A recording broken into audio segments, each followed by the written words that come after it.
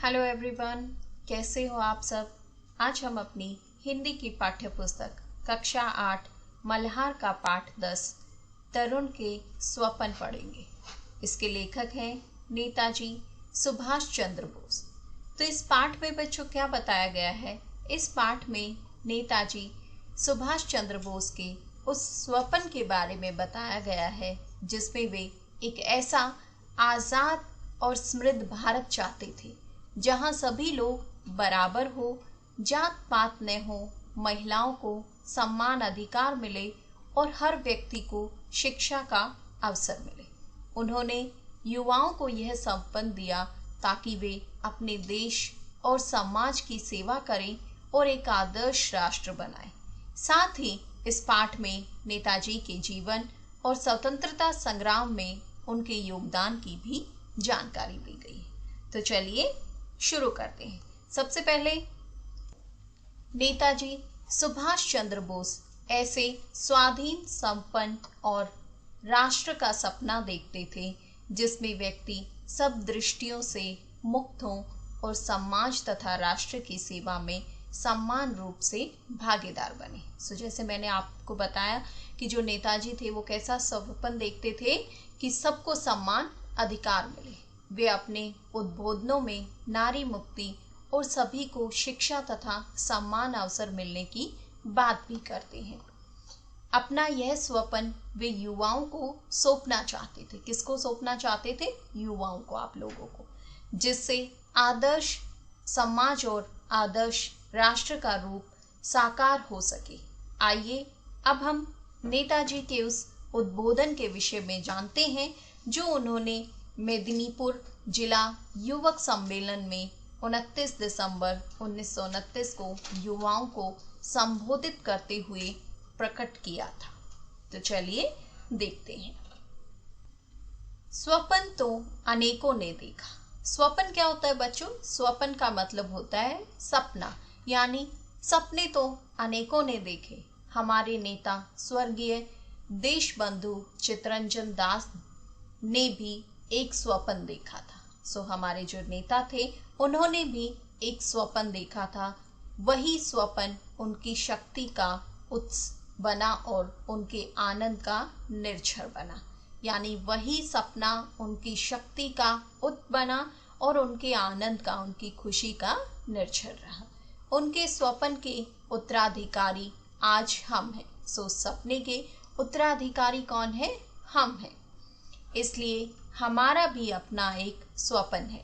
इसी स्वप्न की प्रेरणा से हम उठते हैं, बैठते हैं, चलते हैं, फिरते हैं और लिखते हैं। जो सपना है उसी की प्रेरणा से, ठीक है, हम लोग क्या करते हैं? हम सब उठते हैं, बैठते हैं, चलते फिरते हैं, लिखते हैं, काम करते हैं, भाषण देते हैं, ये सब कार्य हम करते हैं। वह स्वप्न या आदर्श क्या है? हम जानते हैं, एक नया सर्वांगीण स्वाधीन संपन्न समाज और उस पर एक स्वाधीन राष्ट्र। वो जो सपना है उसका आदर्श या आदर्श क्या है? हम सभी को पता है कि हमें क्या चाहिए? एक संपन्न समाज और उसके साथ ही एक स्वाधीन राष्ट्र। स्वाधीन राष्ट्र, स्वाधीन क्या होता है बच्चों? स्वतंत्र, एक आजाद राष्ट्र यानी देश।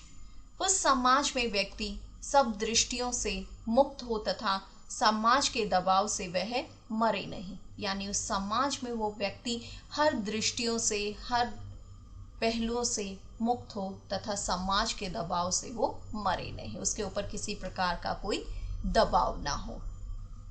उस समाज में जाति भेद का स्थान नहीं हो और उस समाज में, यानी जिसका स्वप्न हम देखते हैं, उसमें जाति भेद ना हो।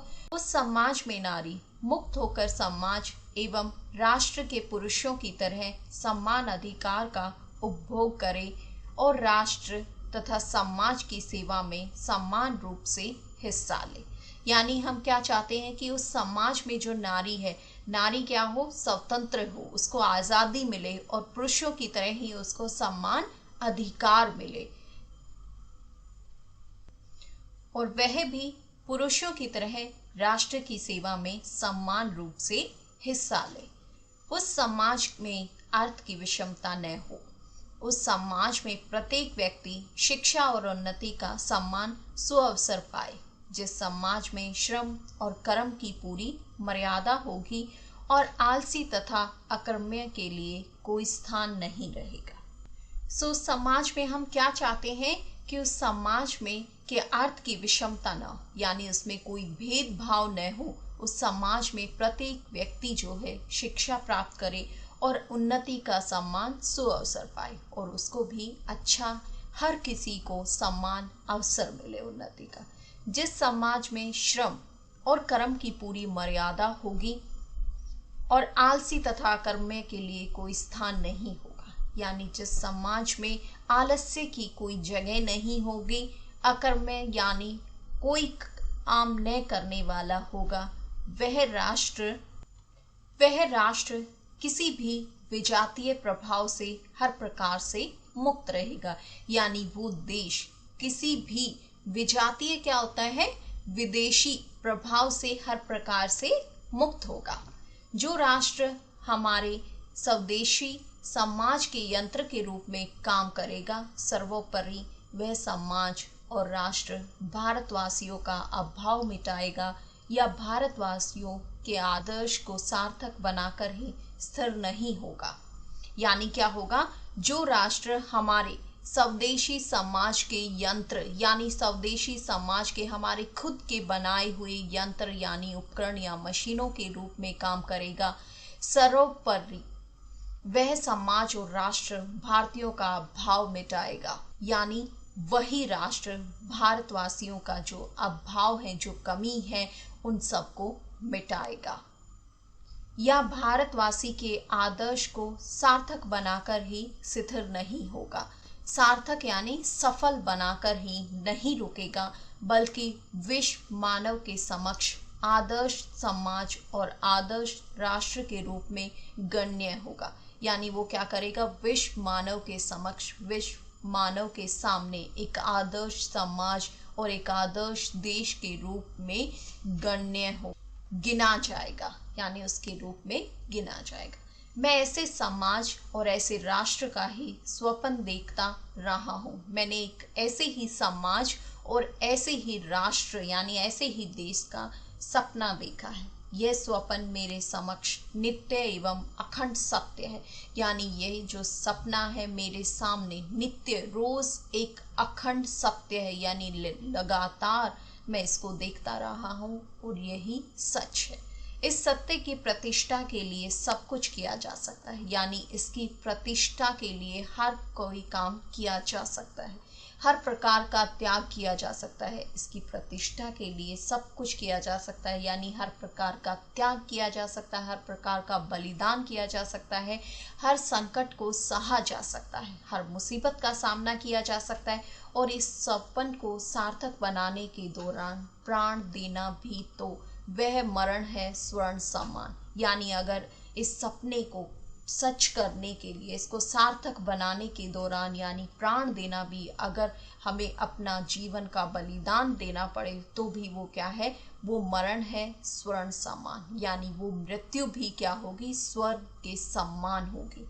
हे मेरे तरुण भाइयों, तुम्हें देने लायक मेरे पास कुछ भी नहीं है सिर्फ यही स्वप्न जो हमें असीम शक्ति और अपार आनंद देता है। यानी अब यहाँ नेताजी क्या कहते हैं कि तुम्हें देने के लिए मेरे पास कुछ भी नहीं है, बल्कि ये जो एक सपना है, स्वप्न है, वही मेरे पास है जो कि तुम्हें असीम शक्ति और अपार आनंद देगा, जो मेरे शुद्र जीवन को भी सार्थक बनाता है। शुद्र यानी जो मेरा छोटा सा जीवन है उसको भी अर्थपूर्ण बनाता है। यह स्वप्न मैं तुम्हें उपहार स्वरूप देता हूँ, स्वीकार करो। यानी नेताजी क्या कहते हैं कि मैं तुम्हें उपहार स्वरूप यानी उपहार के रूप में भेंट देता हूँ, इसे तुम लोग स्वीकार करो। यहाँ नेताजी हमें बताते हैं कि उन्होंने कैसा सपना देखा है। उनके अकॉर्डिंग, उनके सपने के अनुसार वो क्या चाहते थे, आजाद और खुशहाल समाज। नेताजी चाहते थे कि ऐसा समाज बने जहां हर व्यक्ति आजाद हो और क्या है, खुशी के साथ जिए। उसके बाद सबके लिए समानता का अधिकार। वो क्या चाहते थे कि किसी के बीच में कोई भेदभाव न हो समाज में, जैसे जाति का अंतर, सभी को बराबर का सम्मान मिले, बराबर का दर्जा मिले। नारी की आज़ादी, और वो क्या चाहते थे, महिलाएं भी यानी पुरुषों की तरह बराबर अधिकार पाए और समाज व देश की सेवा में हिस्सा ले, यानी नारियों को भी पुरुषों के समान अधिकार मिले।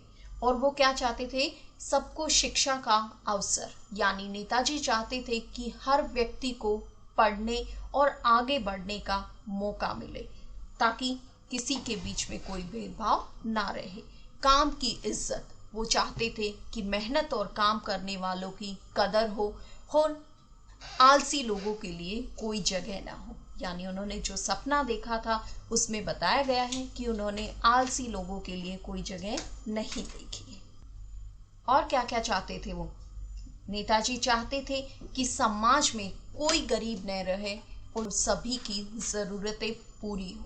आजाद देश, और वो क्या चाहते थे कि देश किसी बाहरी प्रभाव से मुक्त हो और अपने नियम खुद बनाए, सब दुनिया के लिए मिसाल। यानी वो क्या चाहते थे कि भारत का समाज और देश ऐसा हो जो पूरी दुनिया के लिए एक मिसाल बने, एक आदर्श बने।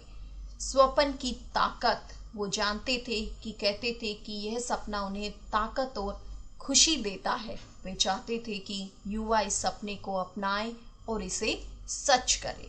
त्याग और मेहनत, इस सपने को सच करने के लिए हर मुश्किल को सहने और मेहनत की जरूरत है। यानी वो कहते थे कि सपन को सार्थक बनाने के दौरान यानी प्राण देने भी पड़े तो वह मरण है स्वर्ण समान, यानी वो मृत्यु भी स्वर्ग के समान है।